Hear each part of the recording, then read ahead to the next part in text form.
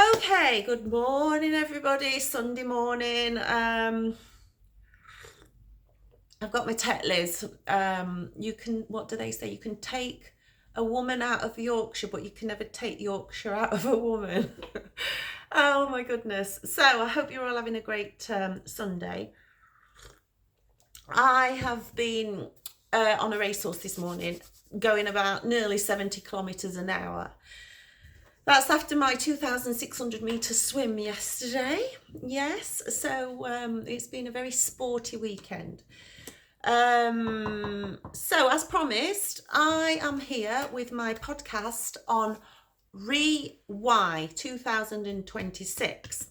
I've been advertising it on Twitter, and here it is. So I hope you understand. It's all self-explanatory, but it brings up some very important reform points.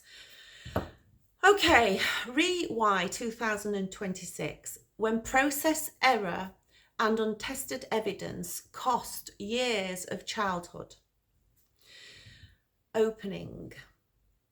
What if the most important evidence in a child's sexual abuse allegation was never independently tested?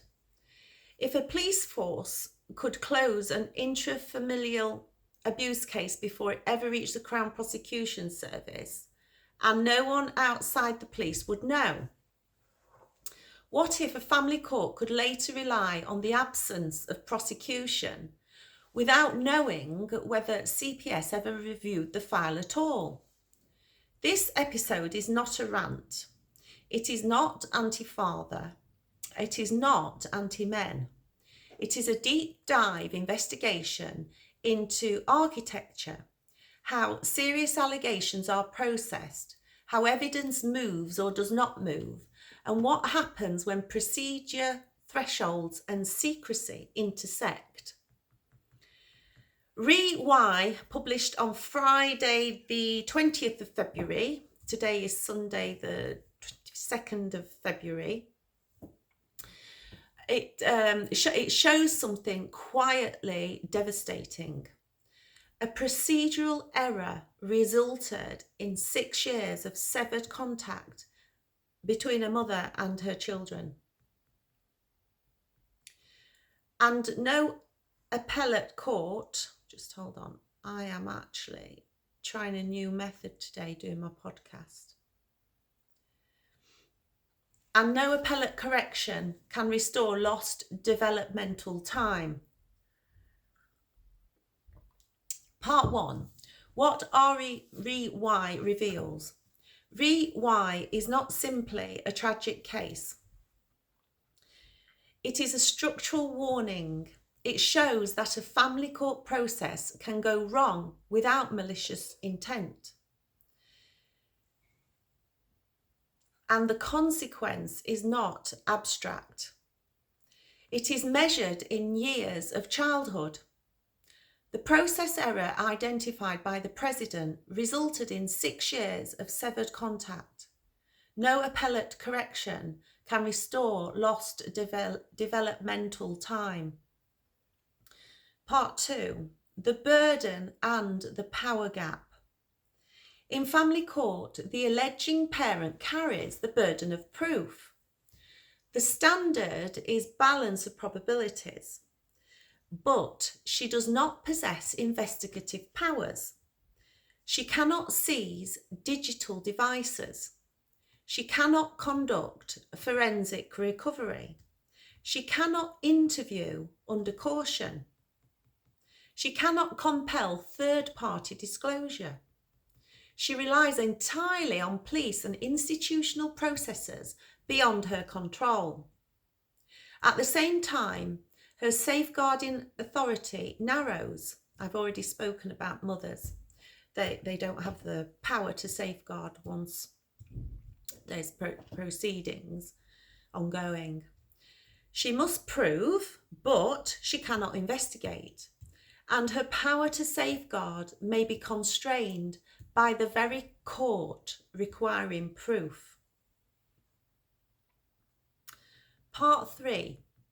Where evidence can stop before CPS ever sees it. Police apply an internal evidential threshold before referring a case to CPS. CPS can only review what is formally submitted.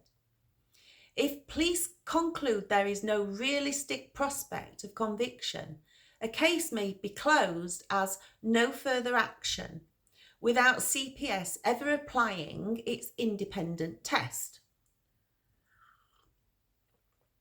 That means no CPS reference number, no charging decision, no transparent audit trail.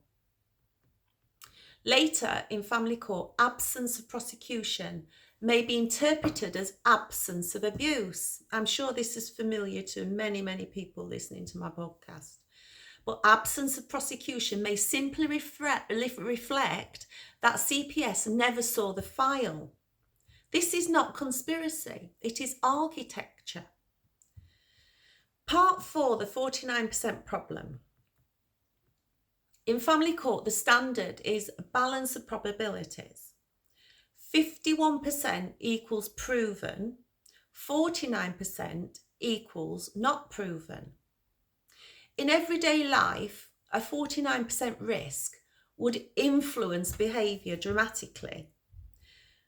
No one would board an aeroplane if there were a 49% chance of engine failure. No one would cross a bridge if there were a 49% chance it would collapse.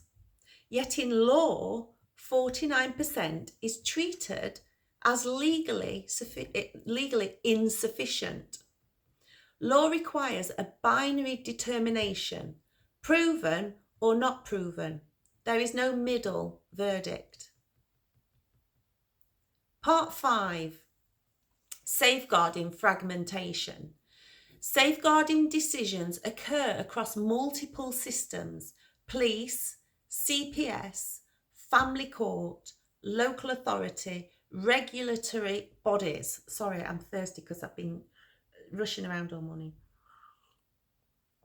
Sorry, guys. Each operates under different statutory frameworks. Regulatory safeguarding processes such as LADO investigations and professional restrictions can operate entirely separately from family court determinations. There is currently no automatic statutory bridge between those systems. When systems operate in parallel without mandatory cross-reference, safeguarding can become fragmented. Part 6, attachment and irreversibility.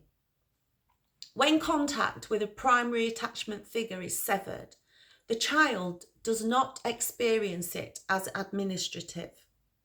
Attachment rupture affects development, stress regulation, and long-term relational capacity. Developmental time cannot be restored by appellate correction. Childhood does not wait. I just want to point to my baby there, 16 years. That's when we were still together. Anyway, this is not about me. This is about the system and reform and why. Part 7, the data gap. We lack transparent national data showing how often intrafamilial allegations are referred to CPS, how often they are filtered at police stage, how often fact-finding hearings occur, how often residence transfers follow allegations, how often contact is severed long-term. Without data, debate becomes anecdotal. Transparency would either confirm confidence or expose systematic vulnerability. Part 8, reform. If reform is serious, it must include mandatory auditable record of CPS referral decisions in serious intrafamilial cases, independent review mechanism for non-referral decisions, clear sequencing rules to prevent premature narrative hardening.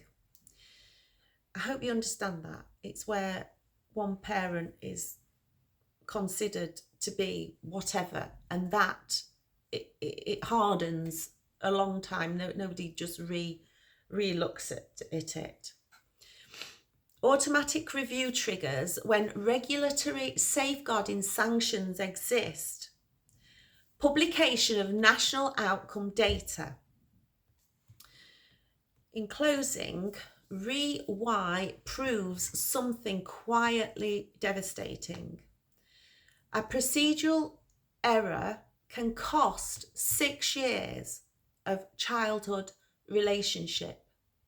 Now add the possibility that evidence may never have been independently tested. This is not about anger. It is about architecture. It is about transparency, because childhood does not wait.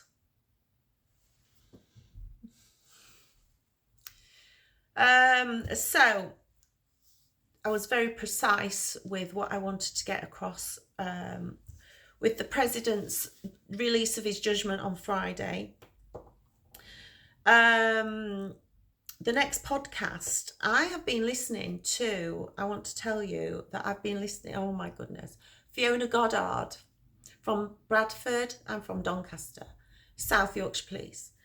Same police force as Fiona. And if you haven't watched Fiona's, there's a 3-piece, I haven't seen it all yet, there's a 3-piece interview in 3 stages with Julie Bindle.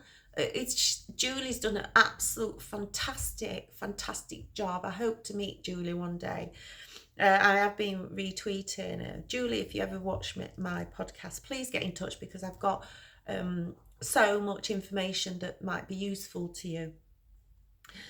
Anyway, the point is that in Fiona's interview with Julie, she had a baby, and the baby was put into foster care.